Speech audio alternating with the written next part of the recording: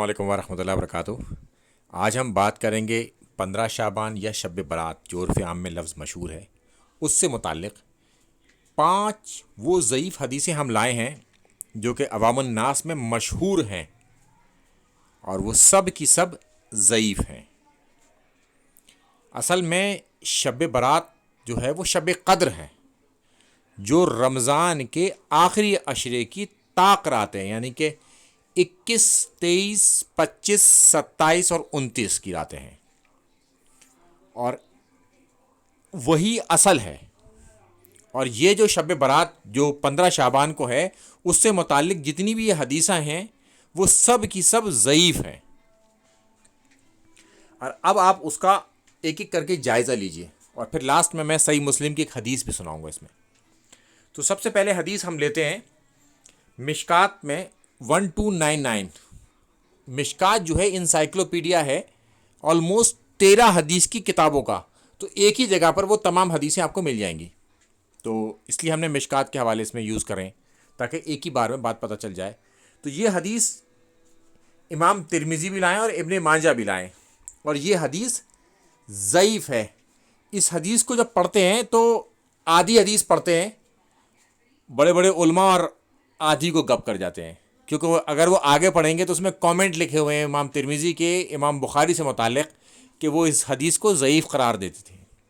اگر یہ اپنی عوام کو بتا دیں گے کہ یہ جو ہم نے آپ کو حدیث سنائی ہے یہ تو ضعیف ہے، تو عوام کہے گی بھائی تمہیں یہ تو ضعیف حدیث سنا دی، آپ صحیح حدیث کیوں نہیں سنا رہے ہمیں اس سے متعلق۔ تو 15 شعبان یعنی کہ شب برات جو عرف عام میں لفظ مشہور ہے، میں 15 شعبان کہوں گا اس کو، کہ اللہ کے رسول صلی اللہ علیہ وسلم قبرستان گئے اور وہاں پر انہوں نے ان لوگوں کے لیے دعا کی، اور پھر 15 شعبان کے متعلق جو ہے پھر فضیلت اس میں بیان کی آگے کر کے کیا کیا ہوتا ہے۔ پھر قبیلے کی بکریوں کے برابر جو بال ہوں گے اور اس کے برابر لوگوں کی مغفرت کر دی جائے گی، اور اللہ تعالیٰ دنیا والے آسمان، جو دنیا سے آسمان نظر آتا ہے، وہاں پر آ جائے گا۔ یہ دوسرے اعتبار سے تو یہ بات ٹھیک ہے، مگر 15 شعبان سے متعلق یہ بات ضعیف ہے۔ اب ہم چلتے ہیں اس کے آگے کہ اللہ تعالیٰ اس رات کو لوگوں کو بخش دیتا ہے 2 لوگوں کو چھوڑ کر، مشرک اور کینہ رکھنے والے لوگوں پر۔ حدیث یہ بھی ضعیف ہے 15 شعبان سے متعلق۔ پھر آگے ہم چلتے ہیں، پھر 2 لوگوں کا ذکر ہوتا ہے، کینہ رکھنے والے اور خودکشی کرنے والے کو چھوڑ کر باقی لوگوں کو بخش دیتا ہے۔ یہ حدیث بھی ضعیف ہے 15 شعبان سے متعلق۔ پھر ہم چلتے ہیں اس کے آگے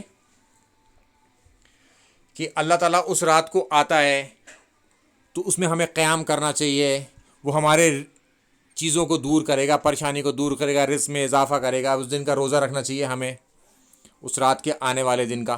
اللہ تعالیٰ نے تو جمعہ کا روزہ مخصوص کرنے کو اور اس کی رات کو قیام کرنے کو بھی منع فرما دیا کہ فکس نہ کرو اس طریقے سے اسے۔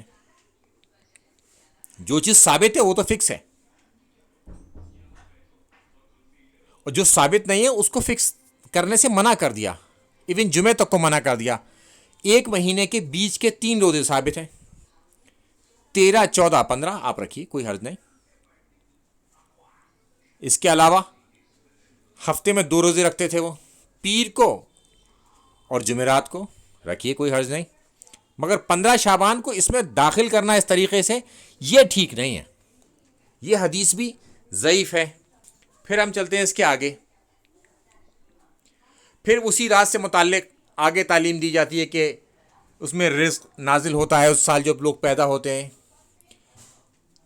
ان سے متعلق، مگر یہ حدیث بھی ضعیف ہے۔ یہ سب کی سب حدیثیں جو ہیں یہ شب قدر سے متعلق ہیں، جو اور وہاں پر وہ صحیح ہے قرآن حکیم کے مطابق بھی رمضان کا آخری عشرے کی طاق راتیں۔ پھر ہم بات کرتے ہیں صحیح مسلم کی اس حدیث کی جو اس سے میچ کھاتی ہے قبرستان سے جانے سے متعلق، کہ اللہ کے رسول صلی اللہ علیہ وسلم قبرستان گئے، مگر اس میں رات کا کوئی ذکر نہیں ہے، اور شب برات والی یعنی کہ 15 شعبان والی حدیث ہی ضعیف ہے۔ تو 15 شعبان سے اس بات کا کچھ تعلق نہیں ہے، مگر اللہ کے رسول صلی اللہ علیہ وسلم گئے تھے اور انہوں نے وہاں پر دعا کی.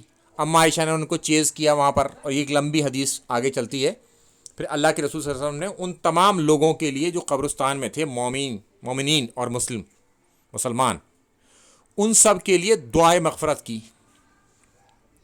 اور یہ اللہ کے رسول صلی اللہ علیہ وسلم نے 3 بار ہاتھ اٹھا کے کی. اب یہاں پر اہل حدیث پریشان ہو جاتے ہیں کہ قبرستان میں جا کے ہاتھ اٹھا کے دعا کری. بھائی آپ صحیح مقدمہ رکھیے نا دنیا کے سامنے.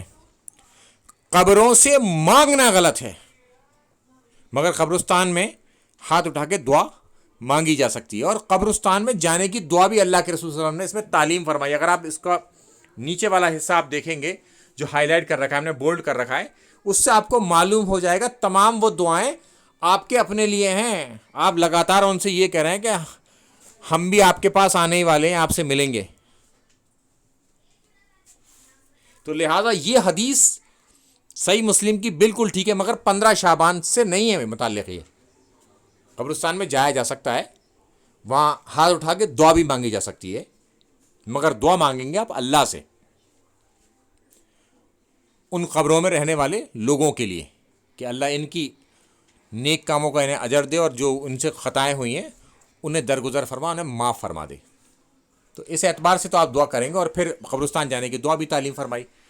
تو یہ عام رات میں جانے کے اعتبار سے تو ٹھیک ہے, مگر جو علماء نے ہمیں سکھایا ہے, بتایا ہے کہ 15 شعبان کی رات کو, تو وہ حدیث ہی ضعیف ہے. 15 شعبان سے متعلق وہ حدیث ضعیف ہے.